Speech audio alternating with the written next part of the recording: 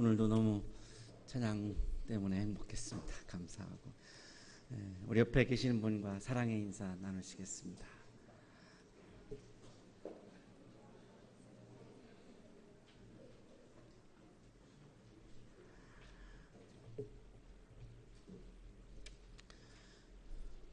중간고사 치느라고 수고 많으셨습니다. 윤진이는 고등학교 3학년 여학생입니다. 태능중학교를 졸업한 아이인데 굉장히 아주 성적이 우수했고 그리고 아주 리더십도 굉장히 뛰어난 아이였습니다. 수업을 하러 갔는데 이 아이가 표정이 굉장히 어두웠습니다. 그래서 수업을 마치면서 수업 다 끝나고 좀 보자고 그래서 이 아이가 이제 집에 가다가 제 방에 들어와서 대화를 나누었습니다. 윤진아, 너 무슨 일이 있지? 예, 저 목사님 집 나왔습니다. 왜 집을 나와? 아빠하고 엄마하고 언니하고 윤진이하고 이렇게 네 식구가 사는데 아빠가 평상시에는 아주 젠틀하신데 술만 먹으면 이렇게 돌변해서 엄마하고 언니하고 자기를 마구마구 폭행을 했고 그 시간이 굉장히 아주 오래오래 지속되어 왔다는 거죠. 너무 힘들어서 엄마하고 언니하고 의논을 한 끝에 집을 나왔다는 겁니다. 어디서 잤니? 그저께는 언니 회사 사무실 소파에서 잤어요. 어제는 친구 집에서 잤어요. 오늘은 찜질방에서 자려고 그래요. 그래서 지갑에 있는 3만 원을 주면서 윤진아, 너 굶지 말고 미역국도 먹고 그리고 야, 비겁하게 포기하지 말아라. 내가 굉장히 어려운 상황이 있는 것은 분명하지만 네가 하나님의 딸이고 하나님의 자녀인데 하나님이 너를 버리겠니? 나는 그렇게 생각하지 않아. 하나님이 난 절대 너를 버린다고 생각하지 않아. 그리고 아는 목사님에게 연락을 해서 그 교회에서 이제 장학금을 이 아이에게 생활비하고 등록금으로 졸업할 때까지 주기로 약속을 했고 그래서 윤준이에게 용기를 주었습니다. 열심히 또 학교 생활 하는데 한 달쯤 됐는데 수업을 하러 갔더니 자리 윤준이가 없습니다. 담임선생님한테 가서 물었습니다. 윤준이요, 윤준이 병원에 입원했어요. 왜요? 뇌를 다쳤어요. 아, 왜요? 집을 나온 지 이제 한 달 만에 너무 이제 바깥에 살아가는 게 힘드니까 엄마하고 언니하고 연락을 해서 한 달 만에 집을 들어갔다는 거예요. 그러니까 이제 단칸방에 사는 그런 가정이었습니다. 아빠가 화가 나니까 나가서 이제 술을 퍼드시고 윤준이는 지쳐서 이제 이렇게 방에 누워 있었고 구둣발 신은 채로 방 안에 들어와서 누워 있는 윤준이한테 가서 이제 술 취하신 상태에서 윤준이의 머리를 마구마구 구둣발로 폭행을 한 겁니다. 얼마나 세게 폭행을 했으면 뇌를 다쳐서 지금 병원에 입원해서 학교를 못 오고 있는 거죠.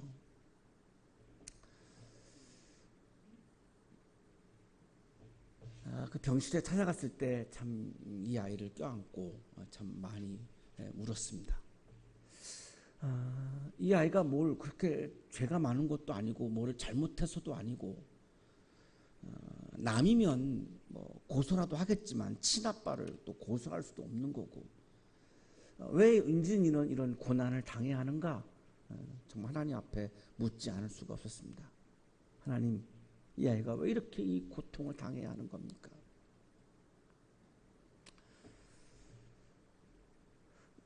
우리가 뭔가를 잘못한 것도 아니지만 네팔 사람들이 지금 뭐 그렇게 막 잘못한 거 아니지만 참 논리적으로 합리적으로 풀 수 없는 그런 고난을 당하고 있죠.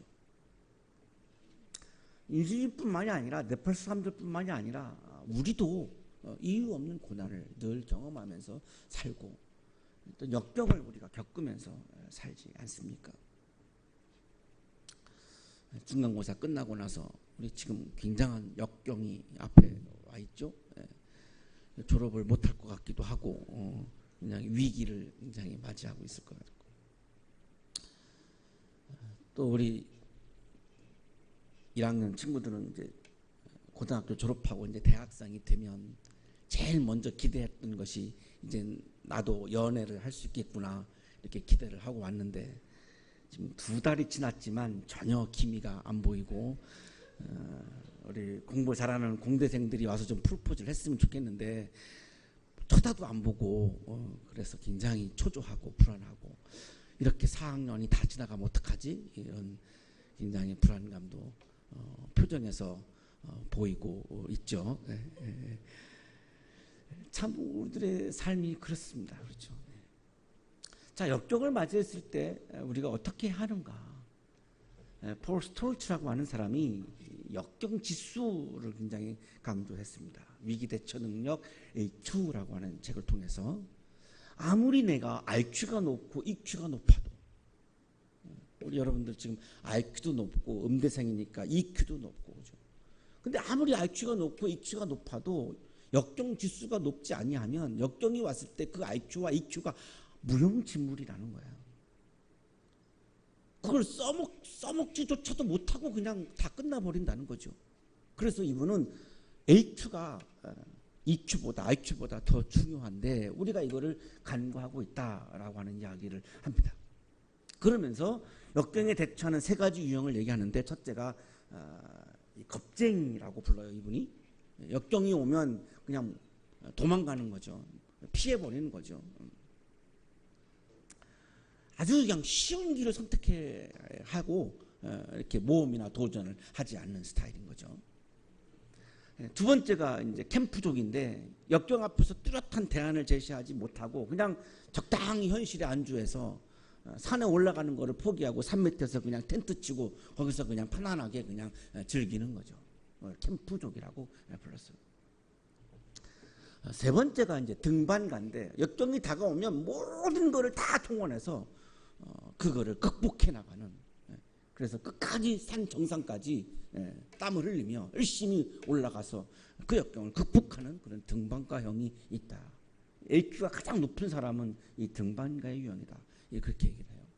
한 구절을 인용하겠습니다. 다른 사람들이 이미 불가능하다고 판단해버린 노정일지라도 등반가들은 어떻게든 할 수 있으리라고 생각한다. 다름 아닌 강한 신념이 있기 때문이다.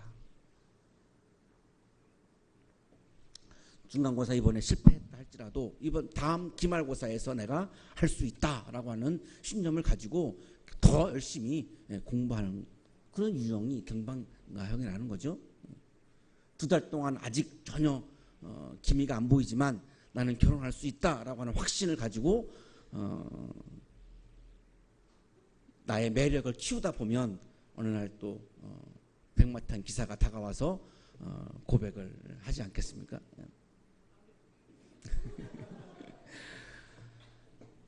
청년 예수는 어떤 유형이었을까? 청년 예수는 정말로 수많은 역경을, 이유 없는 고난을 당하신 분입니다.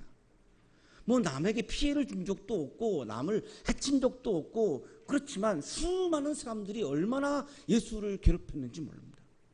얼마나 길을 가로막았는지 모릅니다. 얼마나 음해하고 뒤집어 씌웠는지 모릅니다. 결국은 33살에 십자가에서 죽였습니다. 죄가 하나도 없는데도 불구하고 죄인으로 몰려서 십자가에 처형당했습니다. 이 세상에서 산 사람 중에 가장 굉장히 어렵고 힘든 역경을 경험한 분이 청년 예수입니다. 그것도 30살에서 33살 요 3년 사이. 그 청년 예수는 배를 타고 맞은편으로 다시 건너갑니다. 우리가 몇 주 전에 읽었었는데요. 가버나움에서 거라사로 이렇게 넘어가죠. 자, 이번에는 거라사에서 다시 가버나움으로 지금 바다를 건너가고 있는 거죠. 자, 바다에는 풍랑이 있죠. 바람이 있죠. 파도가 있죠. 어마어마한 불확실한 미래가 있습니다. 굉장한 미지의 세계입니다. 위험한 곳입니다. 사탄의 영역입니다. 그러나 예수는 그거를 피하지 않습니다. 겁쟁이가 아니었습니다. 거라사에 텐트를 치고 거기에서 말씀을 전하는 그런 템프족도 아니었습니다. 또 가버나움에 가서 또 다른 사람들을 만나고 또 다른 사람들 한 사람 한 사람 속에 하나님의 나라가 침입해 와서 하나님의 나라의 기쁨을 누리며 살기를 원하는 것이 예수, 청년 예수의 마음이었기에 위험을 무릅쓰고 지금 제자들과 함께 바다를 건너가는 거죠. 등반가 영이죠. 위험을 두려워하지 않습니다. 두려워하는 것은 청년이 아닌 거죠. 예수는 절대 바다를 두려워하지 않았습니다. 미지의 세계를 두려워하지 않았습니다. 그걸 건너갔죠. 건너가서 바닷가에 있는데 회당장 야이로라고 하는 회당장이 찾아와서 예수를 뵙고 그 발 아래 엎드립니다. 회당장은 이 회당을 관리하는 굉장히 높은 위치의 사람입니다. 물론 유대인만이 할 수 있는 거고 성서 봉독자를 선정할 정도로 굉장한 권한을 갖고 있는 사람입니다. 근데 그 사람이 지금 무명의 청년 예수를 찾아와서 발 아래 엎드렸습니다. 뭔가가 굉장히 지금 다급한 거죠. 이 회당장도 굉장한 위치에 있었지만 굉장한 기득권자이지만 굉장한 지금 역경을 맞이하고 있음을 분명히 우리가 느낄 수 있어요. 그렇지 않고는 예수 앞에 무릎을 꿇을 이유가 없는 거죠. 그 정도로 이 사람도 지금 다급했습니다. 내가 해결할 수 없는 역경이 와 있는 거죠. 내 힘으로 해결할 수 없는 역경이 지금 와 있는 거죠. 윤진이는 자기 힘으로 해결할 수 없는 역경이었고 지금 네팔 사람들도 자신들의 힘으로 해결할 수 없는 역경을 지금 맞이하고 있는 거죠. 회당장도 지금 마찬가지입니다. 간곡하게 청합니다. 내 어린 딸이 죽게 되었습니다. 오셔서 그 아이에게 손을 얹어 고쳐주시고 살려주십시오. 굉장히 다급하죠. 어린 딸이 죽게 되었거든요. 내 아들이 죽게 되었습니다 그랬다면 저는 이 말씀 읽으면서 좀 덜 이렇게 막 애절했을 것 같은데 저는 아들만 둘이고 딸이 없어요. 그래서 이 딸이 너무너무 부럽고 딸 있는 분들이 너무너무 부럽고 딸이 죽게 되었다 그러니까 더 이게 막 마음이 안타까운 거예요. 얼마나 예뻤을까요? 그 12살 난 딸이 얼마나 예뻤을까요? 아빠에게 얼마나 예뻤을까요? 그 어린 딸이 나보다 먼저 죽는다 상상할 수도 없는 거 아니겠습니까? 그러니까 내가 할 수 있는 것은 다 하는 거죠. 뭘 못하겠습니까? 창피한 일이지만 무명 청년 예수한테 가서 무릎을 꿇는 게 자존심 상하는 일이지만 뭘 못하겠습니까? 그것도 그냥 아주 자연스럽게 할 수 있는 겁니다. 딸에 대한 사랑이죠. 그랬더니 예수께서 그와 함께 가십니다. 자, 청년 예수는 두려워하지 않았습니다. 내가 딸을 살릴 수 있을까 없을까? 사실 그것도 굉장히 불투명한 것이고 딸의 상태가 어떤지도 알 수가 없고 굉장히 이거 위험한 겁니다. 가서 내가 못 고치면 어떡합니까? 그런 거를 계산하지 않습니다. 그런 것을 두려워하지 않습니다. 그냥 그 얘기를 듣는 순간 회당장과 함께 그 집으로 어린 딸이 있는 곳으로 가죠. 다른 사람들은 다 이제 끝났다라고 하는 상황, 불가능하다라고 하는 상황을 예수는 인정하지 않습니다. 왜냐하면 아버지 하나님의 차원이 있기 때문이죠. 불가능하다라고 하는 것은 사람의 차원이지만 신적인 차원에서는 그것이 불가능하지 않은 것을 알기 때문인 거죠. 사람의 차원을 벗어나 있는 신적인 차원을 바라보는 것, 이거를 우리가 믿음이라고 하는 것이고, 우리가 지난주 채플에서 우리가 묵상했던 영성의 물결, 바로 사의 물결이 바로 이 신적인 차원을 보는 눈이죠. 이것을 믿음이라고 그러죠. 영성이라고 그러죠. 예수는 그거를 봤던 거죠. 그래서 두려워하지 않습니다. 불안해하지도 않습니다. 확신이 있었습니다. 고칠 수 있다, 살 수 있다라고 하는 확신을 가진 거죠. 왜? 아버지 하나님의 차원에서는 살 수 있는 게 분명하기 때문이죠. 자, 그러다가 혈루병 12년 동안 하혈하는 또 여인이 찾아와서 그 여인 고치느라고 시간을 많이 이렇게 이제 보냈는데 그 회당장에서 사람이 와가지고 하는 말이 따님이 죽었습니다. 이제 선생님을 더 괴롭혀서 무엇하겠습니까? 죽었다는 겁니다, 이미. 사람의 차원에서는 죽었지요. 그러나 하나님의 차원에서는 살아있는 거죠. 이게 차원이 다른 거죠. 이거를 인정하지 않는 것, 그것을 우리가 불신앙이라고 하는 거죠. 사람의 차원만 인정하고 하나님의 차원을, 신적인 차원을 인정하지 않는 것, 이것을 우리가 불신앙이라고 부르는 거죠. 사람의 차원에서는 마지막이었지만 그 아이가 예수의 차원에서는 새로운 또 시작이었던 거죠. 그거를 못 본 거죠.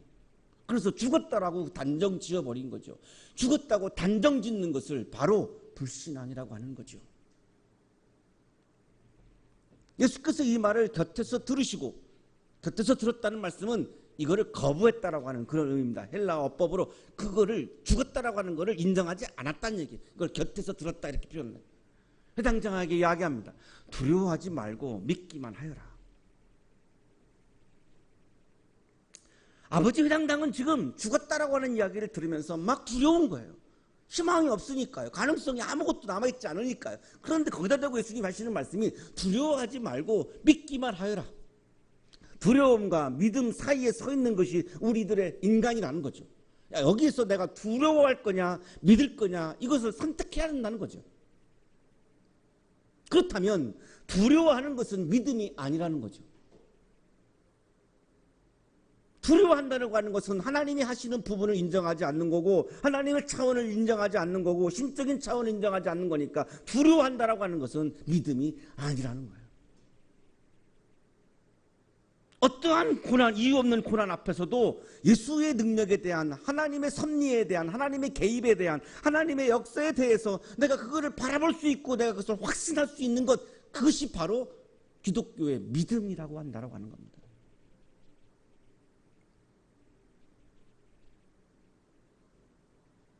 청년 예수는 죽음 앞에서도 두려워하지 않고 믿었습니다. 자, 그렇다면 청년은 뭡니까? 두려워하는 것은 청년이 아닌 거죠. 청년이 뭐가 두려워요? 저 자식도 없고 내가 책임져야 될 가족도 없고 뭐가 두려워요? 뭐가 두려워요? 최악의 경우 한다 그래봐야 죽기밖에 더 하겠습니까? 죽기밖에 더 하겠습니까? 뭐가 두려운 것이 있겠습니까?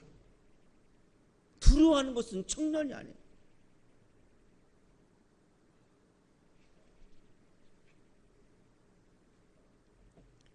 베드로하고 야고보하고 야고보의 동생 요한 외에는 아무도 따라오는 것을 허락하지 않아요. 이 뒤에 이유가 나오는데요. 참, 이 청년 예수는 정말 대단한 분입니다. 회당 집에 들어갔더니 사람들이 막 울고 통곡하고 막 난리가 났어요. 예수님에게는 그게 너무너무 어색하죠. 사람의 차원에서는 죽은 거지만 예수 차원에서는 지금 이 아이가 쉬고 휴식하고 있는 것인데 거기다 대고 막 울고불고 하고 있으니 얼마나 어이가 없는 거예요. 예수님의 차원에서는 정말 어이가 없는 거죠. 청년 예수는 이 아이가 쉬고 있다라고 확신하고 있는 거예요. 죽었다라고 두려워하고 있지 않아요. 어찌하여 떠들며 울고 있느냐? 그 아이는 죽은 것이 아니라 자고 있다. 그랬더니 사람들이 예수를 비웃어요. 왜 비웃었을까요? 사람의 차원만 보는 눈은 예수의 차원을 보지 못하니까 자고 있다라고 하는 그 예수의 차원을 비웃고 있는 거죠. 그 비웃음이 바로 불신앙인 거죠. 그 불신앙의 사람은 두려워할 수밖에 없는 거죠. 늘 두려움에 떨며 살아갈 수밖에 없는 거죠. 예수께서 사람들을 다 내보내시죠. 부모하고 일행 일부만 데리고 아이 있는 곳으로 들어갑니다. 왜 사람들을 다 보냈을까요? 예수는 지금 확신이 있어요. 지금 이곳에서 하나님 나라의 사건이 일어날 것을 확신하고 있어요. 죽었다라고 사람들이 이야기하고 있는 이 아이가 일어날 것을 확신하고 있어요. 왜? 하나님의 차원을 보고 있기 때문이죠. 그러면 사람들은 하나님의 차원을 보지 못하니까 예수가 기적을 일으켰다라고 할 것이고, 그러면 예수를 굉장히 찬양할 것이고, 그러면 아버지의 나라가 무너지고 내 나라가 이루어지기 때문에, 그것은 아버지를 모독하는 거기 때문에, 하나님의 나라를 훼손하는 거기 때문에, 내 나라가 이루어지면 안 되기 때문에 예수는 지금 사람들을 다 돌려보내고 있는 거예요.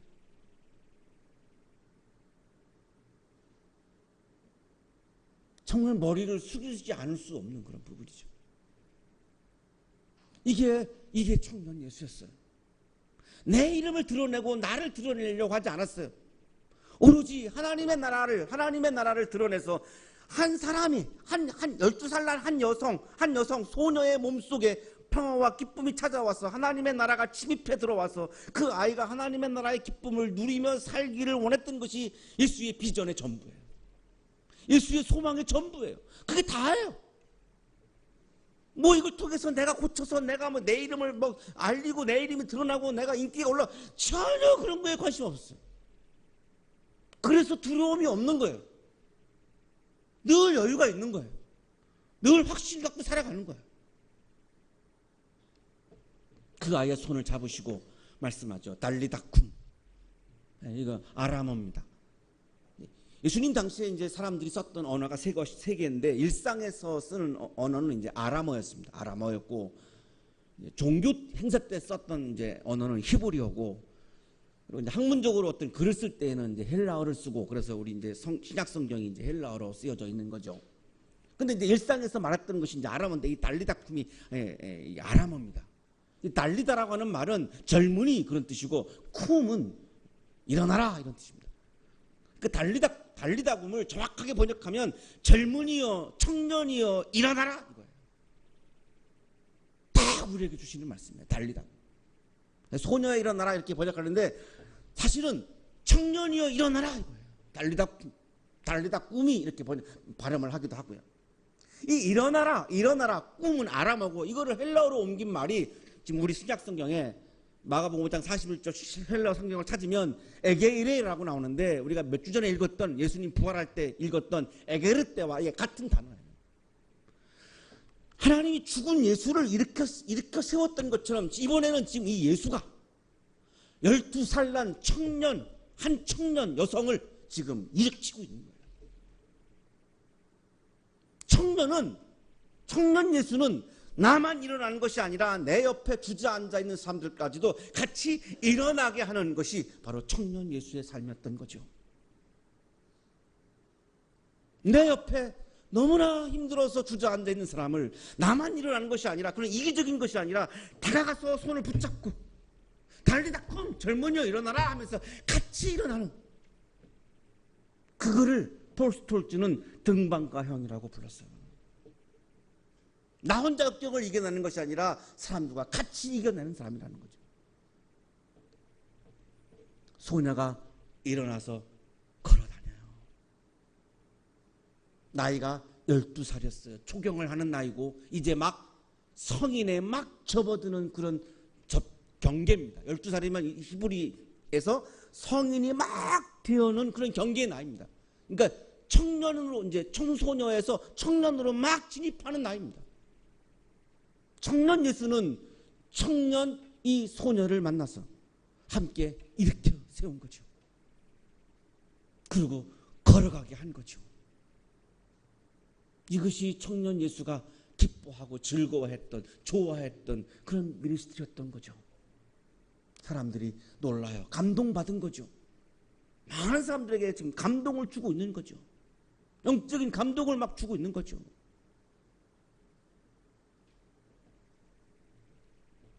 예수님께서 이 일을 아무에게도 알리지 말라고 해요. 이 이야기를 알리면 예수가 높아지니까, 내가 높아지니까, 아버지의 나라가 훼손당하니까 알리지 말라는 거예요. 나를 드러내는 거에 대해서 전혀 관심이 없어요.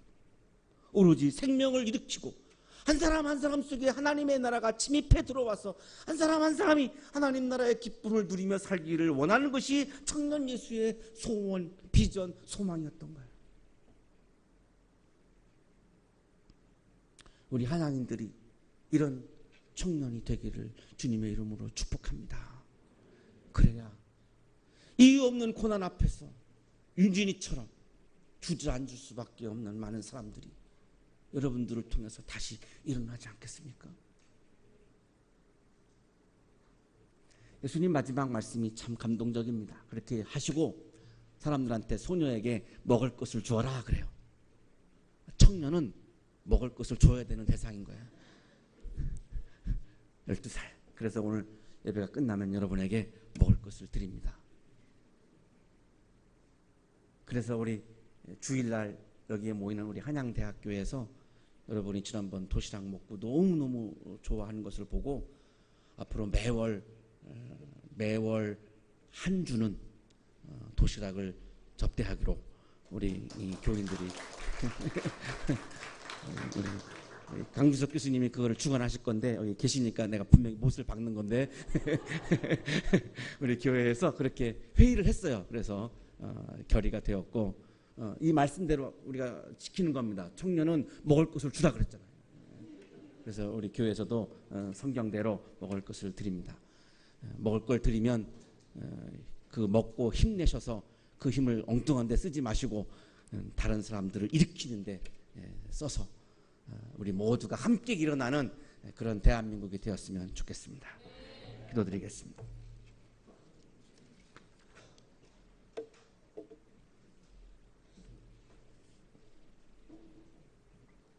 역경 앞에서 우리의 존재가 흔들릴 때가 많습니다. 그때마다 예수님의 차원을, 하나님의 차원을 바라보며 다시 일어나서 걸어갈 수 있는 우리 청년이 되게 하여 주옵소서.